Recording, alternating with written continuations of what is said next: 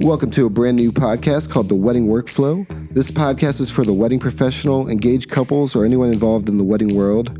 We will be tearing into everything from picking a venue, what to look for in a photographer, to how to handle the crazy situations that happen when planning a wedding. We hope you get something valuable from our show and from our guests, and would like to invite you to join us every Wednesday here at The Wedding Workflow. All right, thank you for joining the Wedding Workflow podcast. This is Adam. We are kind of just doing an introduction today. This is our first episode. You guys ready? Oh, yeah.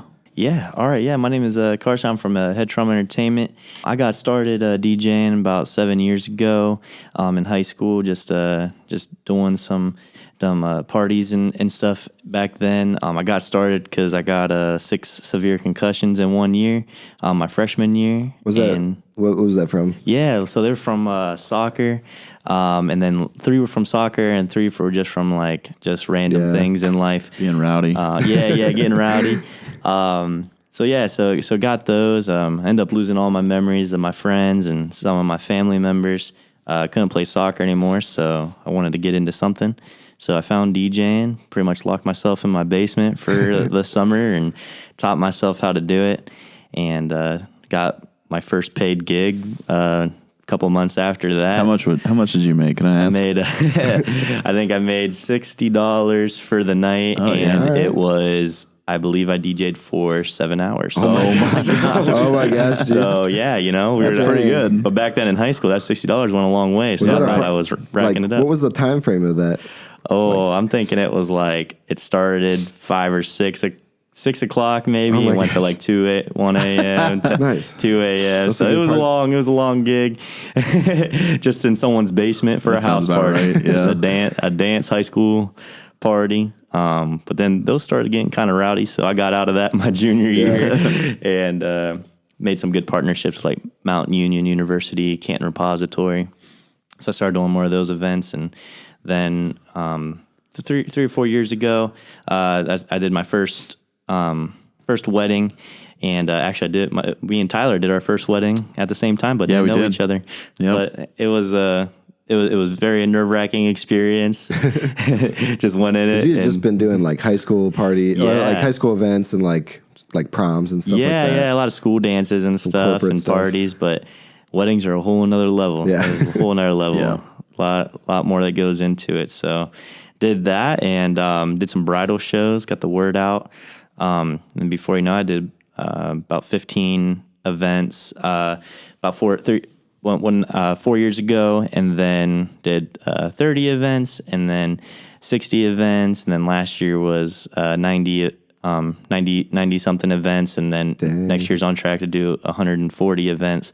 So things are going in a good direction, and just trying to keep it all together. Yeah. And so what do you so you kind of run the gambit with the services that you guys offer. So what are some of those? Yeah, so really I would try to be a one-stop shop, and my overall vision and dream is to simplify the wedding booking process, so that way brides can save time researching multiple different vendors and go with just one person to contact, one contract, one invoice, payment plans, but they can cover DJs, photography, videography, photo booth, character artists, and wedding coordination and wedding invitations all under one roof. Dang. So we can bundle that all together, save a bunch of time, because time is one thing that can't get any more of. So try to save as much time as we can, and also by a trusted company that can guarantee, we can provide quality service for everybody. Yep. Yeah, and all have experience working together, so that makes a big difference. Yeah. It's huge. I was about to say that. yeah, because cool. We can all feed off of each other, and also it makes it more fun for us too, because we get to hang out with our friends. The weddings we do together are they flow much better, so and they're more fun. Because there's always, as a wedding vendor, there's always that awkward moment, because everybody's kind of just going crazy the day of, and everybody's everywhere, and I always try to find the photographer as soon as I can, and be like, hey, if there's anything you need from me, let me know. If you need to know the timeline, I got it. It's but everybody's like on, they're on the clock and time is ticking. So it's kind of crazy. Like if you have different vendors that don't know each other and you're meeting and trying to get on the same page and pull off this one event. Yeah. So as a videographer or photographer, the first thing I do, like as soon as I get there, is try to find whoever is doing video or photo, the opposite of what I'm doing. If I'm doing video, as soon as I'm there, I try to find the photographer and I try to make them laugh within the first 5 minutes I'm there because it's like, they already don't like me. Yeah. They're like, this guy's going to get in my way. Yeah. He's going to be in my shots. He's going to ruin everything. Yeah. So I'm like, I got to make them like me as soon as I get there because I don't want them to get mad at me later. And not for doing something wrong, but just because it's like, it's just two people trying to get the shot and trying to do it. And it's like, and there's two different mediums too. So like, it's hard to. I feel that. Yeah. I always look for the photographer or videographer first.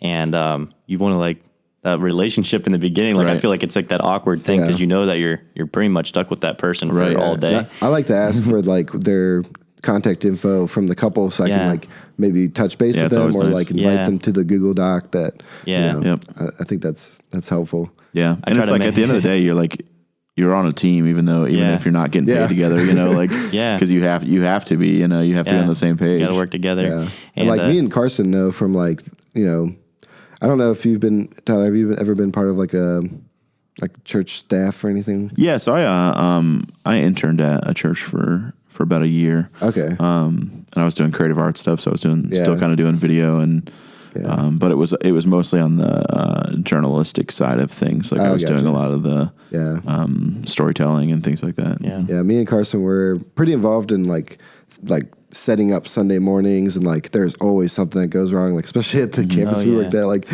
every now and then the speakers would just like like as loud as can be in the middle of a sermon when it's dead quiet. And like you just like jolted awake. Sunday mornings, setting up for the youth, the student ministry stuff. Something would always go crazy. Like when you're pulling off an event, like there's so much coordination that goes into it that like a lot of times gets, wires get crossed or miscommunication, especially between people that don't know each other. That always seems to happen. Right. And like even when you do the same thing every weekend, which is like a Sunday service, like nothing really changes about the format, but even when everybody that's working, there's stuff that goes wrong. So we try to bridge that gap by reaching out and, trying to be on the same page. Right. Like chemistry is Be huge. a team player. Yeah.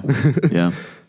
So I definitely agree. Tyler, or Carson, was there anything else you wanted to add to your No, man, I'm feeling good. The legacy. Oh yeah, you are engaged? Oh yeah, yes, I am engaged. You put a ring on it? Yeah, put a ring on a wonderful woman.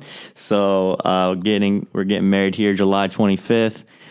So it's flying by, and wedding plans been going, great and smooth. It definitely helps being in the industry, but it's way different being on the other side. And I definitely have a whole new level of respect for people that are planning a wedding, because I didn't realize all that is going into it, whether it be all the little details or the emotions behind everything that you're doing. Right. Yeah. There's a lot going on. So let alone everything else you already had in life. Right. So it's definitely a big learning process. So I'm excited to keep everybody updated as I'm on the wedding planning journey myself, and getting to share what it's been like and what I'm learning through it, and hopefully you guys get something from that. Yeah. Yeah. And so, Tyler, what's your marital status? So I actually just got married a couple months ago. Congratulations. Thank you. And congrats. She's wonderful. Her name's Jess, and we were boyfriend and girlfriend when we were 5. And she claims that I pushed her off a swing set, and it ended things for a little while. So we took a 23-year break. Yeah, just a little... Just a little, 23 years. No big deal. We took 23 years off, and then I asked her out, and 7 months later we got married, and it's been great. Yeah, can't think about life without her, and I recommend it. It was great. Yeah. If you had to give one piece of advice, just like off the bat, to someone that's engaged, what would you say? Marriage, like marriage planning advice, or about planning the wedding. Like, what's the one takeaway? My big thing is don't overthink it, because at the end of the day, it's about the two of you. It doesn't matter what everyone else thinks. It goes by ridiculously quick. It goes by so fast, And if you two aren't having fun and you're not enjoying it, at the end of the day, it doesn't matter. Yeah. Yeah. Like, we had got to this point where we got rid of so many things. We had to do a cake cutting. We had to do a garter toss. We had to do like any of these things that like most people do. I'm not going to say cliche, but like those are things that like you just get, when you go to a wedding, you expect those things to happen. Yeah. And we got rid of so much stuff because we were just like, no, I don't really care. Yeah. Let's just get rid of it. As long as we get married. Yeah. You're like, we I'm waited happy. 23 Your years. guests can feel that. Your guests can really feel like when They feed off you're it. like laid back about it and you're just here to have a party and have fun. Yep. Your guests feel that and can relax. Sometimes when the bride and groom are real like stressed about every little detail has to be perfect. Yep. Well, like no matter how hard you try, it's not going to be perfect. Right. So Stuff's true. going to happen. yeah. And like those are the most memorable moments. Absolutely. My favorite people that I've worked with, like my favorite couples, have been the ones that are like, yeah, it's fine. Yep. Like if I'm like, hey, we're a little behind in the schedule, but we can, do some things. And they're like, yeah, it's cool. I always tell every couple when they're running, because they're running behind, they're always going to run behind. Yeah. The bride is always late. It's like, it doesn't matter if it's 5 minutes or an hour. Always. They're always late at some point in time. They're going to be running behind. And I always say, just relax. They can't start the wedding without you. Yeah. Like you're the only person that they cannot start without, even the groom, like, if the groom's not ready, it doesn't matter, but if the bride's not ready, it's like, you're the only person that determines if we can literally stall this for 45 minutes because you were the most important person here, Yeah. So that's kind of my. And I like how you said like the two of the people both having fun and being into it. Like this is like a topic that like has been on my mind recently. So often like meeting with couples and I feel like the groom sometimes has no idea what's going on. But like he's like, oh yeah, I was getting married today. Yeah, right. Like I don't think they have any idea. Like when we go to the meeting, they have no idea what's going on. But I really love it when like the groom is having an active part in planning the wedding too. There's like a new level of excitement, and there's a lot of things out there that is, great, tasks and like that you could give the groom to do and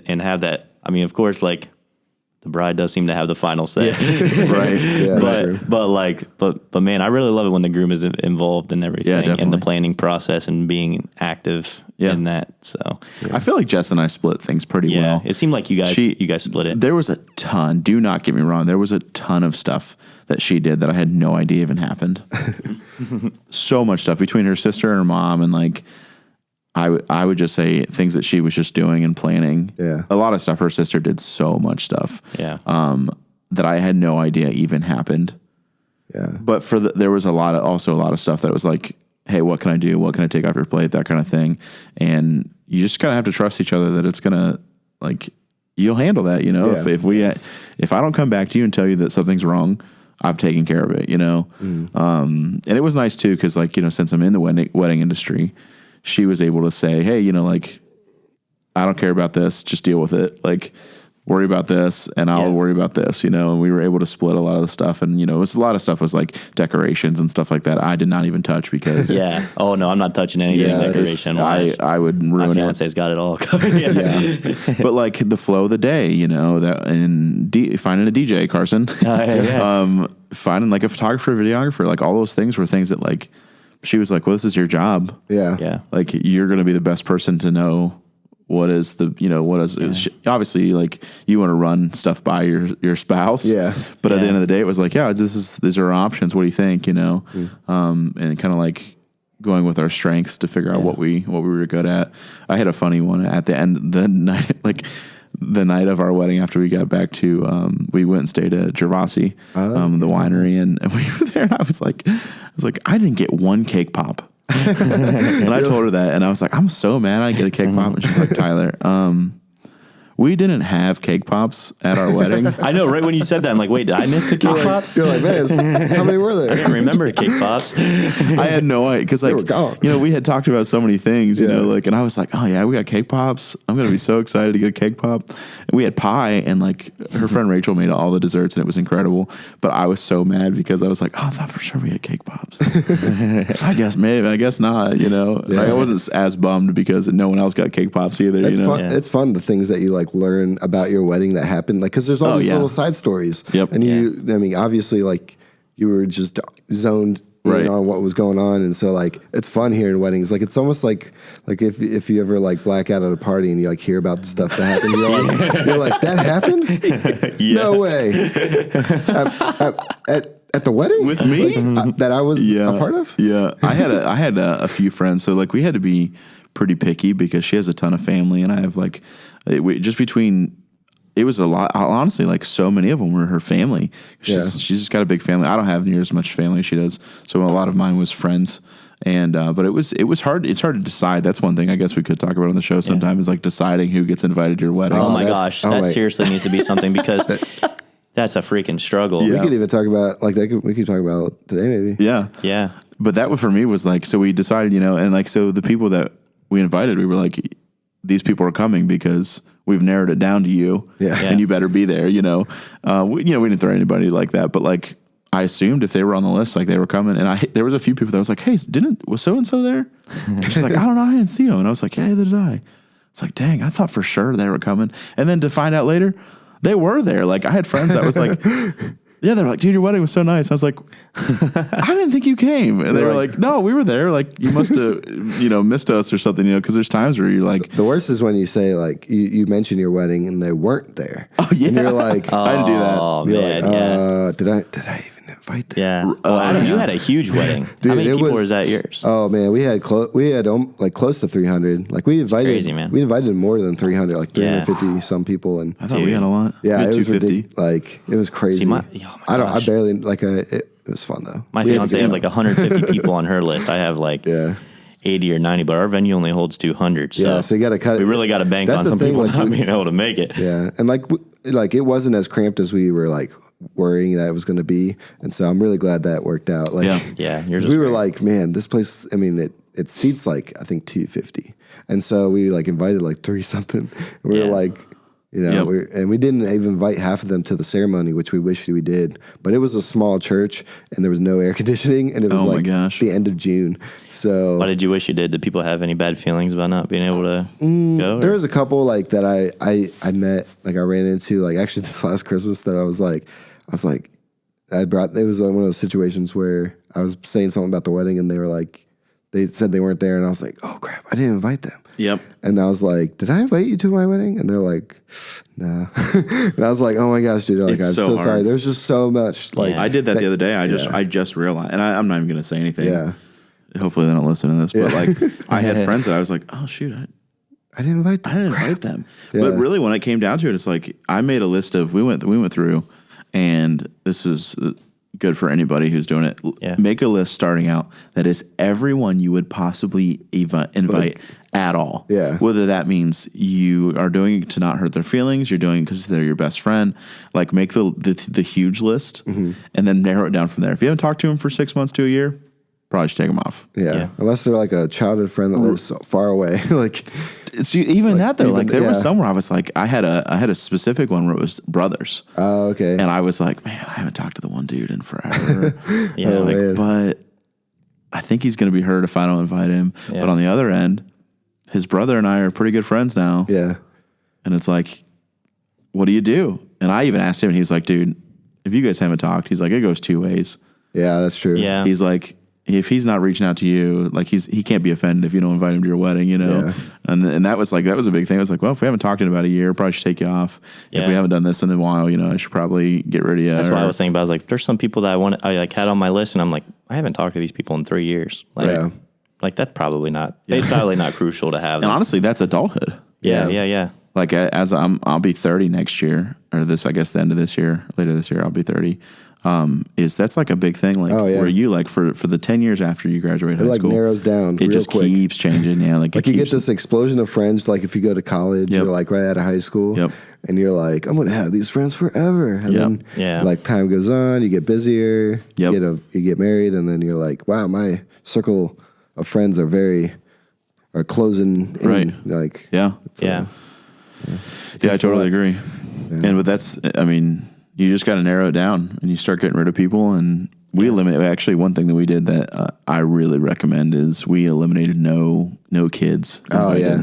And that's hard to do because people get offended. That is hard. And because on my fiance's guest list, we counted 50 kids. on her list, and that was not including I with my cousins and everything had an extra 15. So we're talking 65 kids. Yep. Like that is a lot. So, but I think we reached a good compromise, and fortunately she actually she brought it to my attention and said like, hey, like what if we do like 10 and over or something? Like we don't I knew we decided like we didn't want to do like totally no kids as of right now, but like and like kind of maybe like an age limit. Of course, like there would be exceptions, right? Be like close like immediate family, but maybe like 10, 13 over maybe. I think it depends on your family. Like you have to know. That's one thing that I've learned. I've kind of helped the couples that I work with, like, is self-awareness. Like, because a lot of these, like, one of the only complaints we've ever gotten, I think,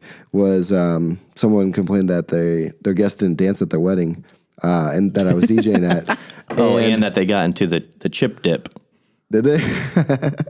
Now, why in the heck was that? Why was that our responsibility? Someone got in your chip dip? Yeah, I'm like, I'm not the caterer, but I think that with that one, she had this big idea of like what she wanted her wedding to be. She was like, I envisioned like people dancing and stuff, but the people she invited, there was only like 50 people, and they were all upwards of like 40 years old, right? And so like there was maybe like 2 teenage kids there.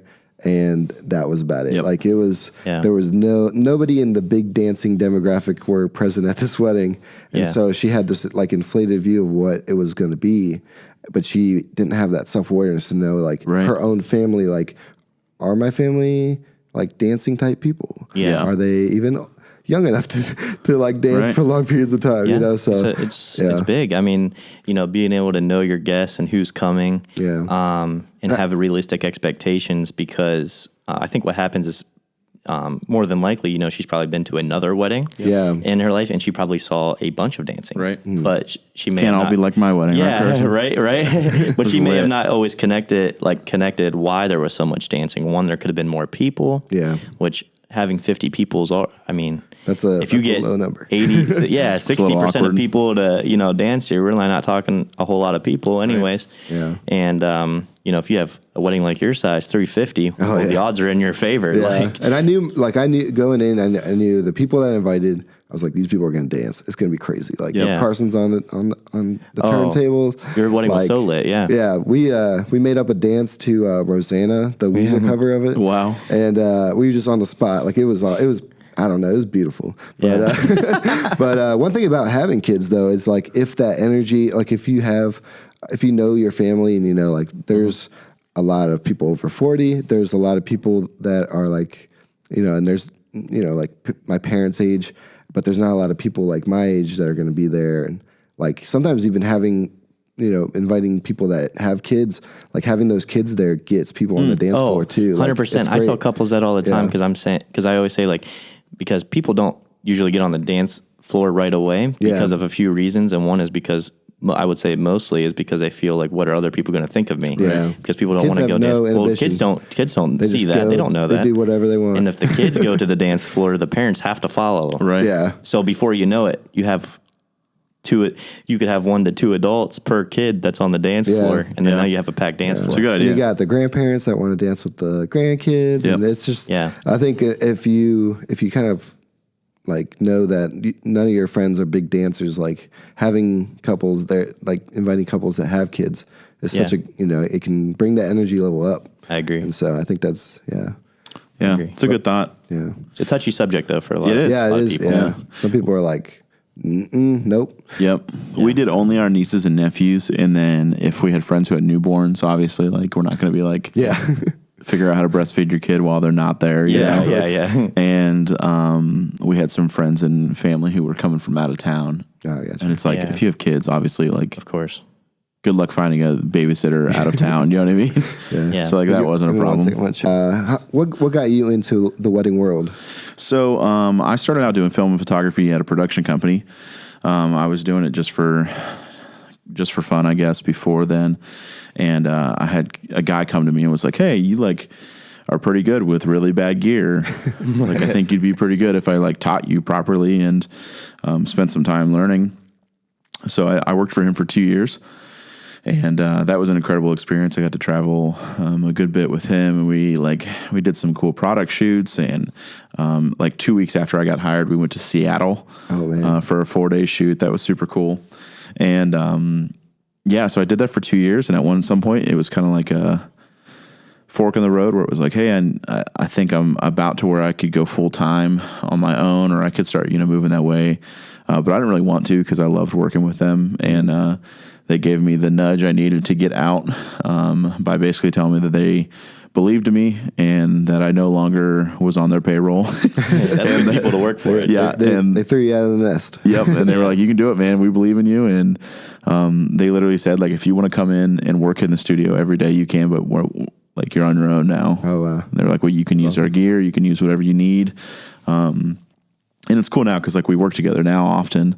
We still do projects together, which is super, super fun. And so I've done a little bit of everything. I do a lot of I've done a lot of concert photography for festivals and bands, but I've also done like almost 100 weddings now in 4 years of doing weddings.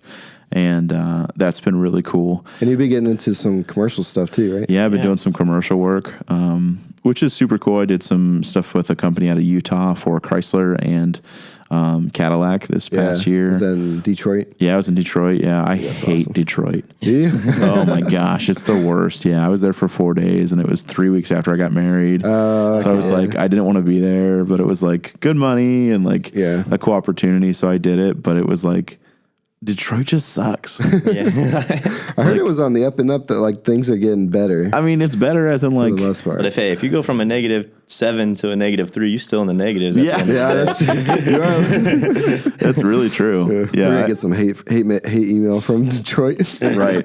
But come on, man. It was cool. I mean, it was cool. It was a cool shoot, but I hated it. And then. Yeah, I've been doing that. I've had really cool opportunities over the years just to shoot for people and do photos and videos for people that I like. Don't know how I got the opportunity. I don't know how it just fell into my lap, and I'm super blessed with that. I've done like photos with John Maxwell, who's like top 10 biggest author in the world, big time. Oh yeah, and bands that like when I was a kid, I was listening to, like Switchfoot, Need to Breathe, like all these, bands that I like. Even this past year, I did some really big metal bands at a festival. You're doing Weezer, right? And this year, this year I'm doing Weezer, Blink-182, and Limp Bizkit. Which I think is just going to be. I didn't even know Limp Bizkit was still playing, but they hired me again to come back and do that, and I was like, man, Weezer first of all. Oh, dude, I love Weezer. Me and Ethan tried to start that Weezer podcast, but then we got opposite schedules, so it didn't work out. Yeah, so that's a big thing in this year is just grinding, man. I got a company now that like it started out and it was just me, and now it's kind of like me and a few other guys and trying to expand into the world of social media and running people's social media for them and calling it a content creator, not just running their social media, but coming up with the content and the wording go for into things. that. So you're gonna start shooting like videos for companies? Yeah, so I have a few clients where basically we set up a schedule where I'm posting 4 times a week for them, and I come out a few times a month and do photo and video of whatever their company does, and basically like piece that up, and I just post based on what if they're doing a sale or if they're doing free quotes or if they're doing this or that, I'll do the post for them and kind of like man it, because that's like something people don't want to be bothered with their jobs. Oh yeah. They don't want to be bothered with doing the social media, and especially if they don't know like what works, what doesn't work. Even like if they were to do video and stuff on their own, like where they're going to use their phone probably or something like that. Yeah, and honestly like it's cheaper for companies to do that because it's like instead of contracting me to come out 4 times a month and it being like a lot of money, I say, hey, if you just guarantee me this much. This many videos a month, we can do it for this much, and I'll run your social media and do that for them. But that's kind of a new thing, and I have some guys who I work alongside that do web design and graphic design and all that stuff. So we're trying to really be able to do like a full stack company that can cover anything. You know, we can bring in a client and say, you know, for this much money, we can revamp your website. We can do your Facebook and your social media for you. We can do all your photo and video and your product work. And like Carson, you're getting into like the chatbot kind of stuff too. Yeah. And like I'm into a lot of the automation, stuff between email drip campaigns and now a chat bot stuff where couples can go on and chat, and we'll be able to respond back to you immediately now. And if it doesn't know the answer to your question, then I'll still get it and can respond to you. But at least you can get your answers way fast and right then and immediately. So always trying to advance in that area and try to stay on top of the tech game. Because hey, what's working now might not be working for 6 months from now. So try to stay ahead of it. Yep, for sure. What about you, Adam Robb? So what you doing, man? Let's see. I am a married man. Yeah. Got that ring. Put a ring on it. Yes, you Mine's did. tatted. Yes, you did. Yeah. I can't put a ring on it right now because I'm tatted. Yeah. Gotta let it heal. Yeah. But so I've been married. June it'll be 2 years, which is crazy. Like it's flown by. That's awesome. Like married life. I've been in like kind of like a weird area. Like even though I've been busy, like I've been working a lot. And then DJing a lot of weddings and stuff, and even getting into video. The last 2 years, I would say, have been a little crazy. Like the first year I DJ'd, I was working at a church as well and working at 2 coffee shops. So it was just hectic and like it was kind of crazy. And I was living with someone that went to our church. And then when me and Betsy got married, we moved up to Kent. And so we're like, right now we're located in Canton, the Stark County area, all three of us. And so, you know, I grew up in Canton and was living in Canal Fulton, and then we moved up to Kent. So Kenton's like 45, 50-minute drive from here. And so anytime I had something going on, I was always driving 40 minutes down here, 45 minutes back. Like it was just, oh my gosh, the last couple of years has been kind of crazy, just driving so much. And then, so I've been working on stuff here and there, and I've this year I'm really excited to be like established. We just bought a house in Canal Fulton, which is super awesome. Like buying a house, it's a process, but when you're done and you're like, I finally finished my home office last night, and I'm just like, I'm done. Like I have like my desk set up and everything. Like it's like the biggest struggle to have a home office and then realize that you don't work very well at home. Yeah. But the nice thing about this is it's kind of separate from that. Like it's our finished attic, and it's got a door. I can just shut it. Like my dog won't be running around. And like I think I'm excited. I'm gonna put a couch up there and like do some YouTube videos and all that stuff. But yeah, I'm excited. Like right now, I feel like I'm back in this community. I'm not like separated from everything anymore, and so I'm excited to like get this podcast running, get some stuff going on, and I'm trying to expand my company. So my company is called All Circles Entertainment. We got it from the Me Without You song. It's called All Circles. Nice. And basically, I think it was the name is that like, you know, everything that has led me to this point has been just through like connections and that like serendipity, like knowing Carson from River Tree, and then him telling me like, hey, you should get into this wedding business. And then I'm like, oh, actually, like I've always loved music and I've always loved like weddings, and that's a perfect, I don't want to be punny, but it's a perfect marriage of the two. It really does. Like I feel like weddings and photo and video and all those things, like I was a musician for years and years, and it feels that creative side. Yeah, and they're right next to each other. It's like you're running. I was telling someone this the other day that you're like running this race in life, and you're like trying to figure it out. And I was like, I'm going to be a musician. And I went for years and years. And you can't see my hands, obviously, because we're on a podcast. But you're like, you can see the video. I guess, on the video, but you're running this in this straight line, and then just to the left of it is this other line that is actually what you're supposed to be doing. And I feel like that was me. Like my whole life, I was trying to do this one thing. Yeah. And I didn't realize all I needed to do was change my direction just like a tiny bit. Yeah. That's a constant battle, man. It really is. Yeah. And then it was like, oh, photo and video and like weddings and this kind of like world. Yeah. It fulfills that creative side, but it also like helps you like you can be an entrepreneur. You can actually provide for your family. And so many of the skills I learned in the music business. Translate. Yeah, absolutely. Even down to I didn't do this to you, Carson, but I had a wedding I was at. It's probably been a couple months now, where I don't know sound very well, sound engineering. I can't run a soundboard very well. If I had to, I could. And the music was blaring. Oh no. So loud. And everyone's looking around. And for some reason, when you're a photographer, it doesn't matter if you have a shirt on that says, I don't work at the venue. Everyone thinks that you all work together. And someone, everyone's looking at me hey, are you going to do something about this? I was I don't even know who this DJ is, Yeah. And I looked around and he wasn't around, and I was I'm going to walk over and turn this down. So I walked over and I turned it down. That's awesome. And I was no one else. There was some guy standing over there for 10 minutes trying to figure out how to turn it down. And I was gosh, just let me do it. Yeah. That's one of my big things about weddings. I'm constantly walking through, especially during dinner and stuff. I walk out and try to listen from different parts of the room. Right. I'm is it too loud? Is it? Well, because what happens is people don't realize, but we're there a couple hours before the wedding. We've been hearing music the whole time, so our ears adjust to it. And when you're behind the booth, it sounds louder than it actually is out there. Yeah, absolutely. Because you're right there. And so it's hard to gauge from behind the table when you're, to you it might sound super loud, and people are you could turn it up, especially dancing. I'm like, this is loud. I need some earplugs or something. When did you do your first wedding, Adam? I did it. Let me see. Actually, I think it was a couple weeks after you got your first. Or you guys did your first weddings. Yeah, so we all did about because you had got me my first one, I think. Yeah. No. I think I found one from a Facebook group. Oh, okay, yeah. It was this guy Todd, and his. I've actually done a couple of events for him since then, which is awesome. Oh, sweet. But it was his sister's wedding, so he called me and.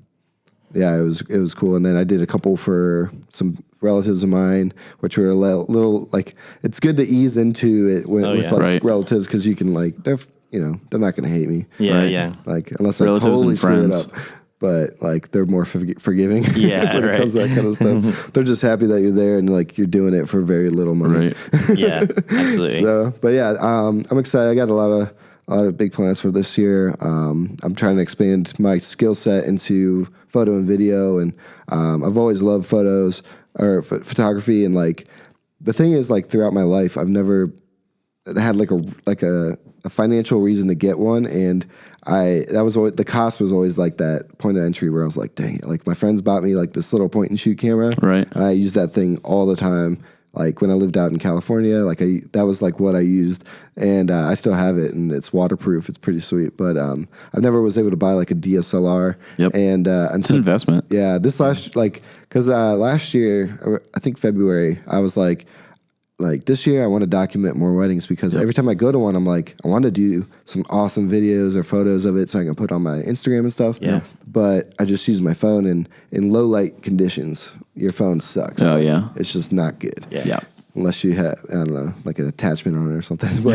But so yeah, I bought the Canon T7i, and I started vlogging with it, and I didn't know what I was doing, but I only got 33. That's how you start. Yeah, I guess I was I'm gonna try to learn how YouTube works. So that's what I've been doing this last year. But this year I was I want to take things more seriously, invest in some lenses, and I was all right, now I got to get a more professional camera, something that man. And so the ESR full frame, amazing photos, better photo, and gear isn't everything. You have to have the skills behind it, but you can. There's a limitation when you have certain equipment. But I've been just trying to learn, and gonna start working with Tyler, and That's awesome. Man. learn from the video master. Gosh, I don't know about that. Oh yeah. But I've done a few videos for our friends our friend's coffee shop that just opened up, the Walkie Talkie. Done a couple internet or videos for them to post on their Facebook and stuff. Yep. And then I did something for the West Side Market up in Cleveland. I did a little promo video for them. Yeah. They were working with the Hunger Network, and so it was a big food event, zero waste kind of stuff. And then I did a couple promo videos for Ryan Miles. He's one of our DJs at HeadTrauma, and he also does piano for cocktail hour and stuff. And so he's incredible. We were doing a wedding together, and there was this sweet baby grand piano, and he was playing it during the cocktail hour, and I was like, dude, I'm just gonna make a little video for you. And so, and I've done one for a DJ friend of mine who does all vinyl, and so I did a little promo video for him too. So, but yeah, I'm excited to get into the video world and start learning how it all works. So, Wedding Workflow Podcast, in the name, you know, we have the workflow of professional wedding photographers, videographers, DJs. There's a workflow that we kind of get into so I want to know, since we're all wedding professionals, what's one thing? We'll start with Carson. What's one thing in your equipment that you use or that has like saved you in the wedding day, or something that just like helps you be a better DJ? Yeah, I would say, I'd have to try to like strategically plan a system that if one thing would ever fail, something else is going to compensate for it. So it'd take a series of like 7 or 8 things to fail for things to stop. Yeah, like so if all else fails. Like. Yeah. But my crucial piece of equipment that I think enables me to be a better DJ and really be able to provide the experience that people get is live mixing on turntables. Yeah. And I think a lot of, there's other DJs out there that are a little bit more like a press play DJ, where, sometimes people just have a computer and put the songs on and press play. But being able to utilize turntables really gives you full control of every song. So that way you can 100% adapt it, change it, and do whatever you need to transition to really play the right song at the right time to get for the guests to get out on the dance floor and have a good time. And really to guide the night. So I like to try to really capture the guests, capture their attention, and capture their energy, and just try to play the right song at the right time. And the turntables really helped me to be able to do that. And that's something I started out doing, and I couldn't imagine doing it without it. So yeah. Sweet. Mine would probably be. Well, I'm gonna start over. So I was thinking about it, and I was like, oh, obviously like a better camera or a lens or all these different things. And then I really think that is not true, because you can do really good work with not really great gear sometimes. Yeah. But I would say the biggest thing in 2020 to have, if you have a basic camera, even if you've got, like a cheaper starter camera, is a monopod. Oh, yeah. A monopod or a tripod is crucial. I like monopods because it's just literally a stick, an adjustable rod to go up and down, and you can carry it easier than a tripod. Mm-hmm. It doesn't take up as much space, and people don't trip on it as much. Because in 2020, right now, Steadicams is everything. Like everyone's running gimbals or Steadicams, and I have them as well, and that's what I use at every wedding. But I had a wedding where I couldn't get it to work. And I was like, oh, shoot, because now my look is Steadicams. Like, I use a Steadicam every wedding. Yeah. And it's like, if I don't have a Steadicam, what am I going to do? And it's like, well, if I have a monopod, I basically can fake it, you can at least have another point of contact and something that can steady the instead shot. of walking around with just my hands shaking like crazy the whole time, trying to handheld. Like the era of handheld cameras is not a thing anymore. Like you either use a tripod, use a monopod, or use like the Gorilla pods that people use. I love this switch pod, which we're actually filming on. Because it's wild. It's all the cool things of the Gorilla pod, but the legs are sturdier. And I can put that sweet ball head on there. Yeah. And kind of use, even though it's not as flexible as like a Gorilla Pod, I can, there hasn't been many situations where I can't get it to work. And it's just, it's slim too, which is nice. Like, That's huge. But I would say a monopod, because you can always revert back to good still shots or good, like, if you get a nice head on your monopod, you're able to move it back and forth and get good moving shots and good pans and stuff like that. Like, it doesn't have to be as ridiculous as these crazy moving shots we use with our gimbals, and we're like running through a field and it's like this perfect steady shot. It doesn't have to be that way. So I would say and they're like, I think mine's carbon fiber, and it's one of the more expensive ones, and I think it was still like $150. Yeah, that's not bad. Yeah, when you think about it. Mm-hmm. So that'd be mine. I would say mine would be for DJing, I have two actually. My JBL Pulse, I have like a little Bluetooth speaker. Yeah. That thing is amazing because like once I'm like at the end of the wedding when I'm breaking down stuff, it's so quiet. Yeah. Like, it's just equipment being broken down and like tables and moving and chairs. And so like I love to just put that thing on. I can keep it going for my iPad, which is my second thing that I like. And I can just like let it go and pack everything up, and I'm still providing that music. So like it gives it more of like a fun feel for when like the wedding party is like breaking stuff down, and you're like, that's the worst time at a wedding for me. They're wearing like sweatpants and a dress shirt, and like they're like trying to get like out of their like stuffy. Well, that's great. You do that too, because like that's like an additional thing that really you're throwing in that they probably didn't even know you were going to do. Yeah, right? and I usually do like the hits of the night, like the songs that people really dig in. Like I'll like put them back in there in the playlist, and I say my iPad too. I have a couple apps on there that I use for like when people request songs like that work in tandem with like Spotify or the songs that I have on there.